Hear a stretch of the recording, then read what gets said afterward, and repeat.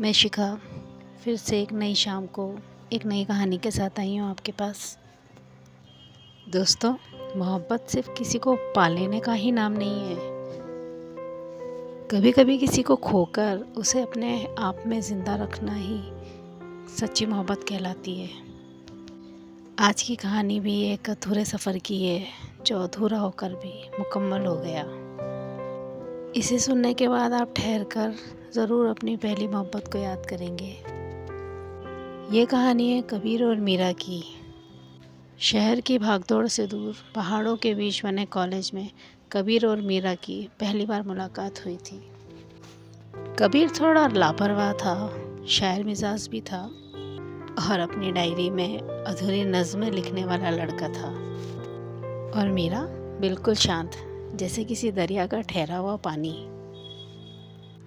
दोनों की दुनिया बहुत अलग थी, लेकिन जब भी वो साथ में बैठते थे तो ऐसा लगता था जैसे वक्त ठहर गया हो। कॉलेज की पुरानी लाइब्रेरी में घंटों वक्त बिताना, बारिश में एक ही छतरी के नीचे दोनों का साथ साथ हाथ पकड़ के चलना, चाय की टपरी पे घंटों बैठे रहना, एक दूसरे को निहारते रहना बिना कुछ कहे, बस यही उनकी मोहब्बत थी। कबीर अक्सर मीरा को देखते हुए अपनी डायरी में लिखता था कि तुमसे मिलना महज इत्तेफाक नहीं, जैसे सदियों का कोई अधूरा सा ख्वाब है। दोनों ने साथ जीने मरने की कस्में खाई थी, लेकिन दोस्तों जो किस्मत होती है ना, बहुत गजब का लेखा लिखती है। जो सोचते हैं वो होता नहीं है, वही उनके साथ भी हुआ। कॉलेज ख़त्म होते ही मीरा के घर वालों ने उसकी शादी तय कर दी थी, और वो दौर भी ऐसा था जहाँ पे बहुत पाबंदियाँ होती थी, हर चीज़ पर रोक टोक लगाई जाती थी, और इसी कारण मोहब्बत कमज़ोर पड़ जाती। आखिरी मुलाकात वाले दिन दोनों फिर मिले उसी चाय की टपरी पे, एक दूसरे के हाथों में हाथ लिए, एक दूसरे को आंसू भरी निगाहों से देखते हुए। काले बादल छा रहे थे, हल्की हल्की बारिशें हो रही थी, और मीरा की आंखों से आंसू छलक आए। मीरा ने कबीर को बहुत प्यार से देखा और उसके हाथ में कागज़ थमा दिया और बोली कि कबीर, ये हमारी आखिरी मुलाकात है, अब मैं तुमसे कभी नहीं मिलूँगी, मुझे भूल जाना। कबीर शायद हमारा साथ यहीं तक था।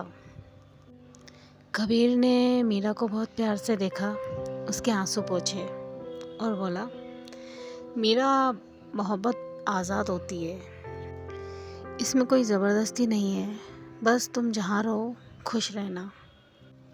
अब तुम जाओ, अगर तुम ज़्यादा देर रुकी तो मैं रो पड़ूँगा। मीरा उठकर चल दी। कबीर उसे बहुत दूर तक जाते हुए देखता रहा। उसके हाथों में मीरा का खत था। इस बात को 20 साल हो गए। कबीर ने शादी नहीं की। वो शहर का मशहूर लेखक और शायर बन चुका था। उसकी शायरी में बहुत दर्द था। लोग उसके दीवाने थे, उसकी आवाज़ के, उसकी शायरी के, लेकिन इन सब की वजह कोई नहीं जान पाया। एक दिन उसके पास एक युवा लड़की का कॉल आया। लड़की ने फ़ोन उठाते ही कहा कि मैं कबीर से बात कर सकती हूँ। कबीर ने कहा, हाँ जी, बोलिए, मैं कबीर। लड़की की आवाज़ अचानक भारी हो गई। वो बोली, मैं मीरा की बेटी बोल रही हूँ, मेरी माँ मर चुकी है। पिछले ही हफ्ते उनका एक बहुत बड़ी बीमारी के कारण इंतकाल हो गया। कबीर के हाथ से पेन छूटकर गिर गया। सन्नाटा छा गया। बरसों से ठहरा हुआ उसके दिल में जो दर्द था, वो एक पल में टूट गया। लड़की ने आगे कहा, माँ ने मरते वक्त मुझे अपनी एक अलमारी की चाबी दी थी। उस अलमारी में बहुत सारी किताबें थी जो आपने 20 सालों में लिखी होगी। उस किताब के हर पन्ने के बीच में एक सूखा हुआ गुलाब था और एक कागज़ की कश्ती। वही कश्ती जो कॉलेज के समय में आप माँ के साथ बारिश के पानी में बहाया करते थे। हर पन्ने में मुझे कश्तियाँ मिली, हर पन्ने में मुझे गुलाब मिला। माँ आखिरी वक्त तक सिर्फ आप ही का नाम ले रही थी। कबीर के हाथ पैर कांपने लगे, उसकी आंखों के आगे अंधेरा छाने लगा। उसने झट से फ़ोन रख दिया और खिड़की के पास जाके खड़ा हो गया। बहुत तेज़ बारिश हो रही थी। बिजली की कड़कती आवाज़ से शायद कबीर को होश आया होगा। उसने मीरा का वो ख़त निकाला जो 20 साल पहले मीरा उसे जुदा होते समय लिख के दे के गई थी। लेकिन कबीर ने उसे पढ़ा नहीं था।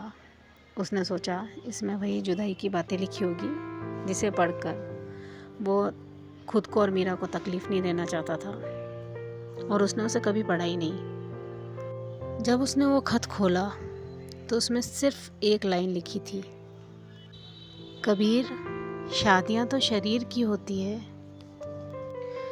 रूह तो मेरी उसी दिन तुम्हारी हो गई थी जिस दिन तुमने पहली बार मुझे देखा था। मैं दुनिया के लिए किसी और की हो सकती हूँ, लेकिन खुद के लिए सिर्फ तुम्हारी हूँ और रहूँगी। कबीर की आंखों से आंसू छलछलाए। उसने डायरी उठाई और लिखने बैठ गया। वो उसकी ज़िंदगी की आखिरी नज़्म थी। वो मोहब्बत ही क्या जो मंजिल तक पहुँचे। कुछ कहानियाँ अधूरी रहकर ही इतिहास बन जाती हैं। तो दोस्तों, सच्ची मोहब्बत कभी नहीं मरती। वो यादों में, कहानी में, शायरी में, दिल में कहीं ना कहीं ज़िंदा रहती है। क्या आपने भी कभी किसी से ऐसी बेपनाह मोहब्बत की है जो अधूरी रह गई हो लेकिन तुम्हें आज भी याद हो? अपनी राय कमेंट में ज़रूर बताइएगा, और मेरी कहानी अच्छी लगी हो तो चैनल को सब्सक्राइब ज़रूर करिएगा, और हाँ, लाइक करना भी नहीं भूलिएगा। नई कहानी के साथ फिर मिलेंगे चलते चलते।